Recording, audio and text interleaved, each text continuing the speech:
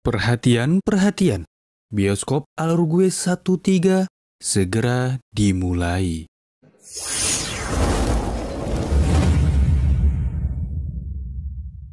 Hai para hadirin hadirat ukhti-ukhti akhi-akhi Syukri Sari Budi Suranti Nenti Hadi Freddy Yuli Dewi Fuji Dedi Ali, dan yang pastinya nggak ketinggalan Susi si milik Kitty yang bekerja menjadi security, mempunyai anak namanya Tuti, ayahnya bernama Supri, neneknya BET. Dan dimanapun kalian berada, para pencinta musik Nisabian dan pencinta kasur alias komperban, kembali lagi bersama Alur Gue 13 yang pastinya nggak ada duanya. Sebelumnya di Peaky Blinders, Thomas yang berhasil bekerja sama dengan Alfie Solomon, lalu Arthur yang membunuh pemuda saat di ring, dan Polly yang sudah bertemu anaknya. Oke, daripada berak tapi nya keras, mending kita langsung saja sucat playbog, ngamlay provedog, inleu yakik yakyok yakyok yakyok encong hong cai. Ini dia Peaky Blinders, wesi yo wesi.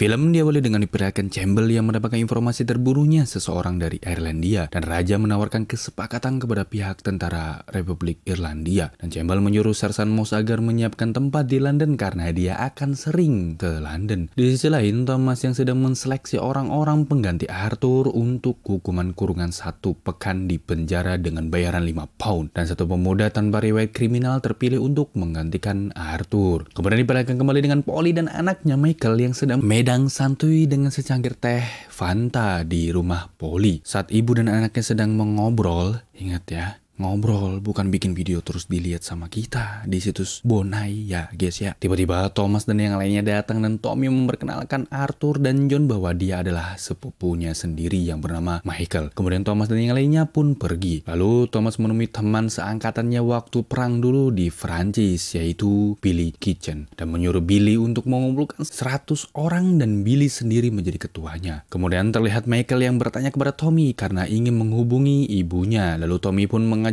Michael memasuki bar itu. Dan sebelum Michael menghubungi ibunya, Tommy menanyakan beberapa hal dan menyuruh Michael pulang, lalu saat umur 18 tahun kembali lagi ke sini. Tapi Michael menolaknya dan bisa memutuskannya sendiri. Dan Michael berkata, I'll make up my own mind. Tommy pun menjawab, Do you know what we do, Michael? We shall bees. Lalu scene pun beralih dengan diperlihatkan Camden Town, di mana terlihat Billy membawa 100 orang suruhan Tommy yang ternyata untuk bekerja kepada Alfie Solomon. Faktanya di sini adalah Alfie menjalankan bisnis ini dengan menyamar sebagai pebisnis perusahaan roti dan ciu. Saat 100 orang itu dikumpulkan dan ada 1 orang yang membuat lelucon, Alfie pun turun tangan seperti kakak Moss yang memarahi peserta baru di suatu lembaga. Dan Tommy berhasil meyakinkan Alfie bahwa ketua dari 100 orang itu bisa diandalkan. Billy pun memerintahkan anak buahnya untuk bubar. Kemudian Tommy mendatangi Ida Selby di kediamannya untuk mampir menjenguk adiknya dan memberikan informasi bahwa bisnis keluarga Selby masih memiliki 800 pound dan akan membeli properti di sana untuk disewakan. Di sisi lain, Polly yang mengajak Michael ke rumahnya di London untuk mengisi akhir pekan di sana. Dan terlihat Arthur yang sedang membuka bar miliknya, lalu datang seorang emak-emak yang ternyata adalah ibu dari anak yang dibunuh Arthur di ring tinju. Kemudian ibu itu langsung menodongkan pistolnya kepada Arthur dan ingin membalaskan dendamnya, tapi Arthur malah menantangnya untuk membunuhnya. Dan yang terjadi, You can finish it with me if you like. tembakan itu meleset dan Arthur pun selamat. Tapi ibu itu masih memiliki dendam kusumat seperti nek lampir dan Grandong. Lalu ibu itu pun pergi dan dengan santuinya John masuk ke bar itu. Kemudian diperlihatkan kembali dengan Tommy yang sedang berbicara dengan Charlie mengenai bisnis ekspornya, dan menurut Charlie ini bukan bisnis melainkan tugas karena tidak ada gangguan. Emang benar-benar suka keributan orang-orang ini ya guys ya. Lalu scene pun beralih dengan Campbell yang sudah mendapatkan penginapan di London, dan saat Campbell ingin ke warteg, tiba-tiba Tommy sudah menunggunya di jalanan London, yang mana Tommy sengaja menemui Campbell bahwa dia tidak bisa dibodohi dengan mudahnya. Dengan bukti Tommy bisa mengetahui di mana tempat penginapan Campbell berada. Ya, Ya, siapa lagi kalau bukan dari Sersan Moss ya guys ya. Begitupun dengan Sersan Moss yang sedang menanyai pemuda yang menggantikan Arthur untuk ditahan. Dan ternyata di sisi lain suruhannya Sabini mengira bahwa pemuda yang di penjara itu adalah salah satu bandar besar pihak Peaky Blinders. Dan Sabini menyuruh untuk mengeksekusi pemuda itu. Yang kita tahu pemuda itu bukanlah siapa-siapa.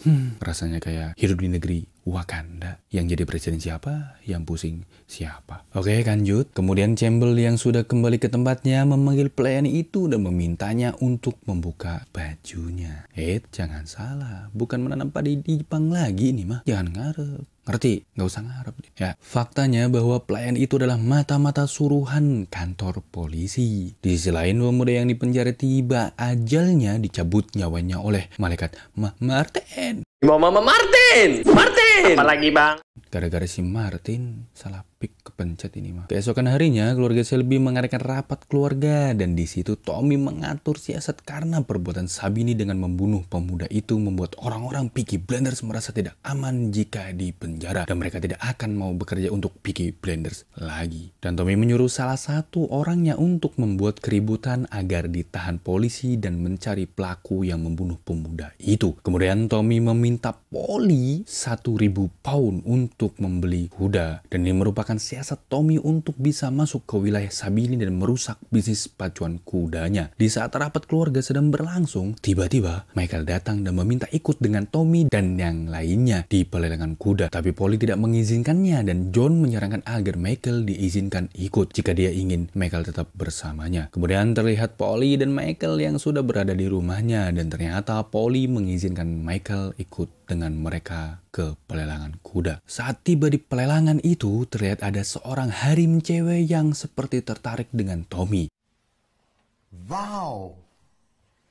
Dan mereka berdua pun saling tawar-menawar sampai di angka 2.050 pound dan Thomas berhasil mendapatkan kuda itu. Saat Tommy dan yang lainnya ingin pulang, tiba-tiba cewek itu mengajak Tommy mengobrol. Ternyata cewek itu bernama May Carton. Dia seorang peternak kuda dan pelatih kuda. Dan bukan hanya itu, cewek itu adalah anak pelatih kuda yang terkenal dan dia juga seorang janda. Oh my god! Tahu kan, janda itu lebih memikat daripada perawan. Demengnya itu loh, bos. Emang salah ketok nyak. Salah ketok.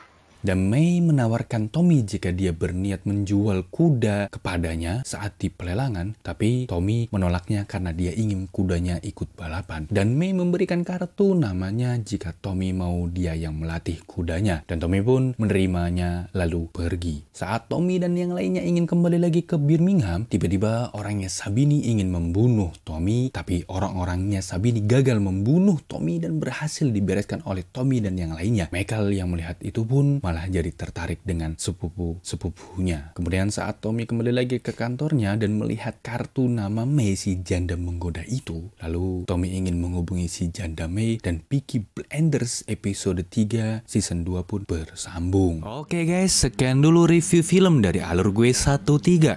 Sasuke mengeluarkan jurus Katon. Si John naik Super Egg bunyinya ember. Kemarin. Kalau jadi penonton, jangan lupa jadi subscriber. Masih ngeyel? Nggak jadi subscriber? Nih dengerin, jangan si keriting. Subscribe dulu channelnya bro di bawah ini. Oke, like, komennya bagus, oke. Kita bikin konten bro. keren nanti. Jangan lupa karena subscribe itu tadi pencet tombol merahnya, padamkan lampu merahnya. Guys, gaspol. Woo!